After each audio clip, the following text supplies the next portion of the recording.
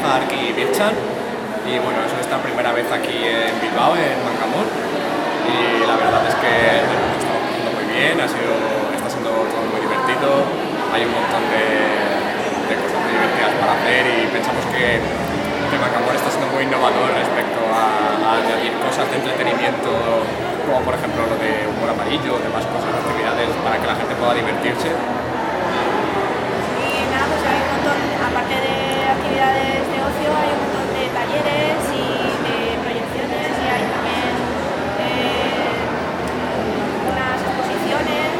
Hay bastantes actividades alrededor del pueblecito, pues vas andando por calles y te puedes encontrar. O sea, ayer había una exposición de perritos japoneses de estos con la colita así para arriba, y hay también una zona de helicóptero, o sea, en fin, hay un montón de cosas chulas. ¿Y qué dirías que es lo que más os ha sorprendido de Mangamore con respecto a otros eventos a los que habéis acudido? A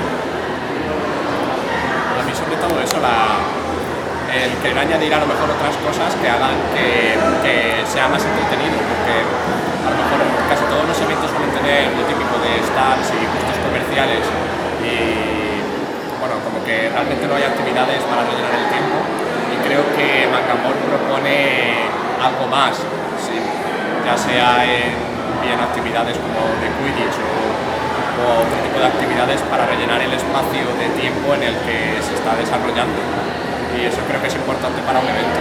Sí, no simplemente venir a un evento para gastarse dinero, sino para pasarse bien. Y la verdad es que aquí lo hemos notado mucho con respecto, por ejemplo, a lo que nosotros estamos acostumbrados en Madrid, que son muchos stands, pero hay pocas actividades, y aquí hay mucho de todo.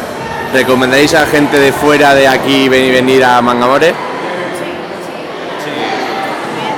Muchas gracias.